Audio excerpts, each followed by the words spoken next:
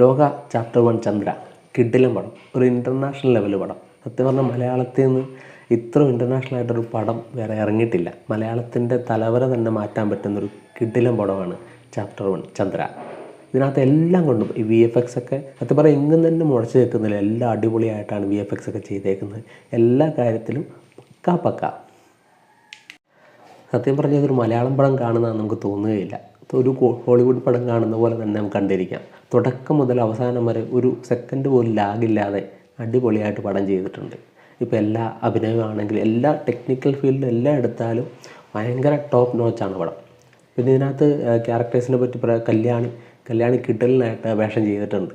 പ്രത്യേകിച്ച് കല്യാണിയുടെ ഒക്കെ ഒരു കിളിയേ എന്ന് പറയുന്ന പാട്ടിട്ടൊരു സീനുണ്ട്. അപാര സീനാണ്. അതിനകത്ത് കല്യാണി ഭയങ്കര ലുക്കാണ്. അതുപോലെ നസലിനാണെങ്കിലും, നസലിൻ്റെ പിന്നെ സ്ഥിരം വേഷമാണ്, സ്ഥിരം ഒരു നിഷ്കളങ്കമായിട്ടുള്ളൊരു വേഷമാണ്. പിന്നെ എടുത്തു പറയേണ്ടത് ചന്തു സലിംകുമാർ അടിപൊളിയായിട്ട് ചെയ്തിട്ടുണ്ട്. പഴയൊരു സലിംകുമാറിൻ്റെ പല ഇത് നമുക്ക് തോന്നുമെങ്കിലും പക്ഷേ അടിപൊളിയായിട്ട് ചെയ്തിട്ടുണ്ട്. ചില ആക്ഷൻസ്, ചില സംസാരത്തിൻ്റെ രീതികൾ, ഇതെല്ലാം ഭയങ്കര അടിപൊളിയായിട്ട് ചന്തു സലിംകുമാർ ഈ പടത്തിൽ ചെയ്തിട്ടുണ്ട്.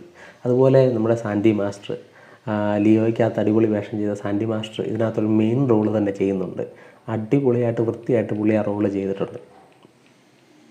പിന്നെ ശരത്ത് സഭ നല്ലൊരു വേഷം ചെയ്തിട്ടുണ്ട്. അതുപോലെ കല്യാണിയുടെ ചെറുപ്പകാലം ചെയ്തൊരു കുട്ടി, ആ സമയത്തെ ഒരു ഫൈറ്റ് സീക്വൻസും എല്ലാം വളരെ വൃത്തിയായിട്ട് അടിപൊളിയായിട്ട് ചെയ്ത്.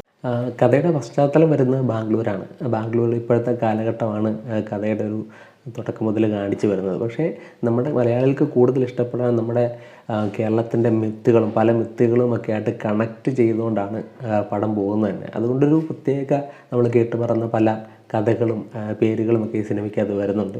അതുപോലെ ഈ പടത്തിൽ വരുന്ന ചില ക്യാമിയോസൊക്കെ ഒരു പ്രത്യേക രീതിയിൽ പ്ലേസ് ചെയ്തിട്ടുണ്ട്. നല്ല രസമുണ്ട്.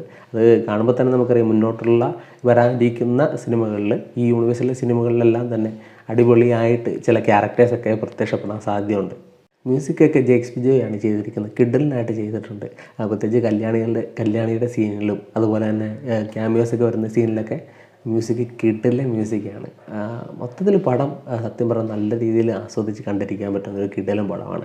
നിങ്ങളുടെ അടുത്തുള്ള ഏറ്റവും നല്ല സ്ക്രീനിൽ തന്നെ ഈ ഒരു പടം കാണാൻ ശ്രമിക്കുക. പിന്നെ എന്നെ ഭയങ്കര അത്ഭുതപ്പെടുത്തിയ കാര്യം, ഇതിൻ്റെ ബഡ്ജറ്റ് വെറും 30 കോടി രൂപ മാത്രമാണ്.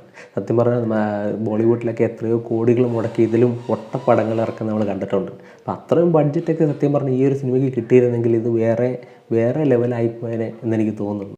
മുന്നോട്ട് അത്തരം ഒരു ബഡ്ജറ്റൊക്കെ കിട്ടുവാണെങ്കിൽ ഇൻ്റർനാഷണൽ ലെവലിൽ തന്നെ മലയാളത്തിനെ അഡ്രസ്സ് ചെയ്യാൻ പറ്റുന്ന ഒരു കിടിലൻ പടം, ഒരു കിടിലൻ സിനിമാറ്റിക് യൂണിവേഴ്സ് തന്നെ ഇവിടെ നിന്ന് ഉണ്ടാകുന്ന കാര്യത്തിൽ സംശയമൊന്നുമില്ല. ഇതിൻ്റെ ഡയറക്ടർ ഡൊമിനിക് അരുൺ വളരെ വൃത്തിയായിട്ട് ചെയ്തിട്ടുണ്ട്.